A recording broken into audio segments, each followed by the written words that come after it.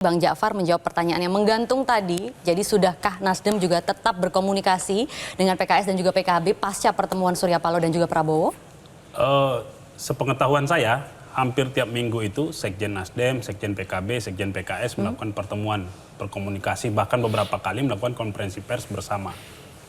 Terkait setelah Pak Prabowo datang ke Nasdem, apakah sudah berkomunikasi, mungkin nanti perlu kita cek ke Sekjen Nasdem lah. Iya. Nah, berikutnya pasca kepulangan Pak Prabowo, Mas Anies juga datang tuh ke Nasdem, ikut buka bersama, bergembira dan segala macam. Artinya proses ini sebenarnya proses yang sangat sangat bergembira gitu, sangat riang. Saya mau nanggapin tadi bagaimana di DPR, kalau kita mau dengan teliti melihat, kan ada satu fungsi DPR yaitu check and balance atau pengawasan. Kita bisa cek di setiap rapat-rapat DPR itu, ada kalanya memang partai koalisi pun mengkritik keras program-program pemerintahan Pak Jokowi waktu itu. Pengetahuan saya, kita bisa nonton di YouTube, ada beberapa, bahkan waktu ada undang-undang yang sangat menurut saya mendapat penolakan banyak khalayak, terutama kaum buruh, waktu itu juga perdebatannya keras. Bagaimana yang ideal tentang sesuatu yang penting untuk bangsa ini disusun bersama-sama. Artinya bukan hanya oposisi menolak semua, dan koalisi menerima semua, tidak. Kita harus lihat dengan teliti, tidak bisa lihat bongkahan-bongkahan besar saja dalam proses ini, terutama proses politik di DPR. Biar apa? Biar kita tidak kemudian menjadi bias, oh ini kelompok sini, tidak. Itu kira-kira menurut saya, Mbak, untuk menanggapi itu. Beberapa waktu lalu kita di sini loh, soal undang-undang DKJ. Waktu itu kan ada gagasan mengenai gubernur DKI itu, DKJ nanti ditunjuk oleh presiden gitu kan. Nasdem tegas kok tolak di sini.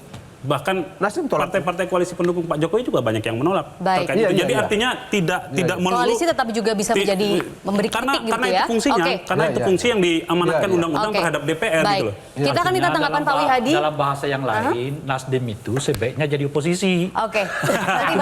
Nanti Bang Rey kita juga akan beri kesempatan, tapi kita akan minta tanggapan Pak Wihadi juga di sini. Pak Wihadi, dengan mencoba mengajak begitu ya partai-partai di luar koalisi, misalnya ada anggota baru yang bergabung begitu. Nah, itu apakah juga sudah menjalin komunikasi dengan partai koalisi yang sebelumnya juga?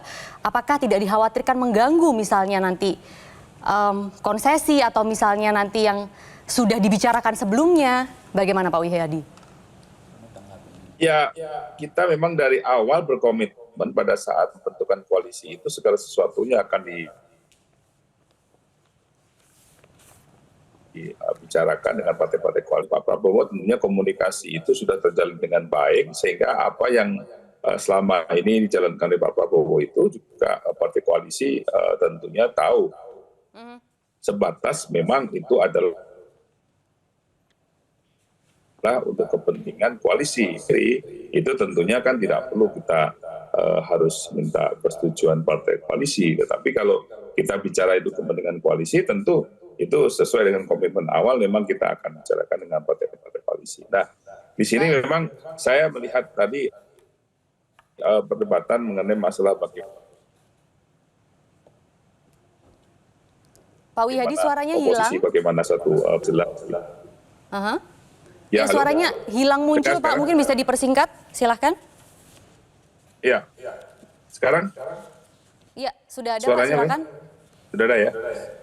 Ya, kalau bicara mengenai masalah koalisi, memang kita sudah sampaikan itu adalah sesuatu hal yang memang idealnya adalah koalisi pemerintahan itu adalah pemerintahan yang checks and balancing. Tetapi bukan berarti bahwa tidak harus bahwa pemerintah itu harus seimbang dengan DPR. Tetapi kalau kita melihat di sini bahwa memang kalau pemerintah itu memang mempunyai program-program yang baik untuk pembangunan, tentunya itu koalisi pun juga oposisi pun juga akan pasti mendukung. Jadi ini kita tidak bisa langsung menjudge bahwa dengan koalisi dan dengan oposisi itu pasti ada perbedaan, ya kan? Jadi ini komunikasinya adalah komunikasi yang tidak perlu kita langsung menjudge seperti itu, karena komunikasi politik di DPR ini sangat-sangat baik, dan kita melihat bahwa fraksi-fraksi itu memang bisa kita bicara mengenai masalah untuk pembangunan ini. Selama itu untuk pembangunan, mereka tentunya menyetujui apa yang menjadi keinginan daripada pemerintah. Selama untuk pembangunan ya kuncinya. Bang Rey, tanggapannya Ya. ketika koalisi besar, ruang kritik itu di mana? Bukan, saya mau menanggapi tadi. Silakan.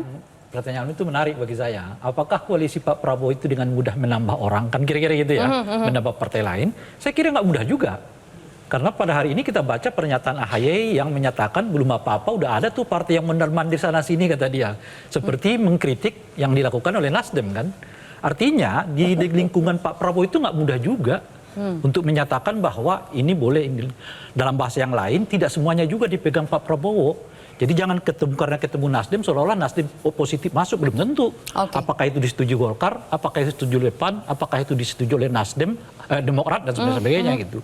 Nah oleh karena itu bagi saya ya nggak mudah juga sih sebetulnya bagi koalisi untuk menarik oposisi dari luar untuk masuk ke dalam. Tidak mudah ya karena selalu sebenarnya. ada hambatan. Nah di sini ujian pertama dari Pak Prabowo, apakah ia mampu lebih besar pengaruhnya berbanding dengan kekuatan-kekuatan lain, misalnya kekuatan Golkar dengan PAN, Baik. atau kekuatan dari Presiden Jokowi sendiri. Oke, kita minta Gitu. tanggapan Pak Margarito juga ya, karena waktunya sudah mau habis. Pak Margarito, prediksi Pak Margarito, jalannya pemerintahan 5 tahun ke depan di tengah dinamika yang seperti ini. Asik-asik aja. Asik-asik aja. Mengapa?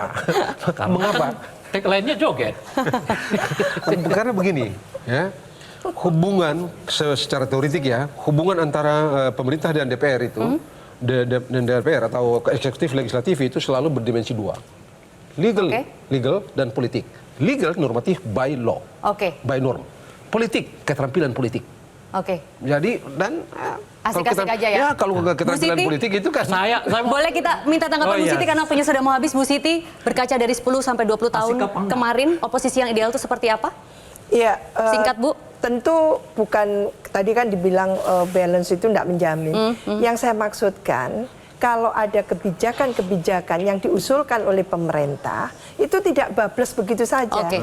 Kalau bagus tidak apa-apa, rakyat senang dapat dampak positifnya. Tapi ketika tidak cocok, tidak bagus gitu, hanya untuk kelompok saja dan sebagainya. Nah itu siapa yang mengkritisi? Baik. Kalau DPR-nya, anggotanya itu Baik. nggak mampu melakukan Artinya itu, jangan ya. lupakan keseimbangan check and balance setuju. ini ya. Makanya supaya asik-asik saja, Singkat. PKB, Nasdem, PKS, monggo lah oposisi. Oke. Supaya politik ini benar-benar asik. Baik, kita akan lihat dinamikanya. Terima kasih Bapak Ibu sekalian untuk pembahasan yang menarik ini. Boleh tepuk tangan untuk narasumber kita.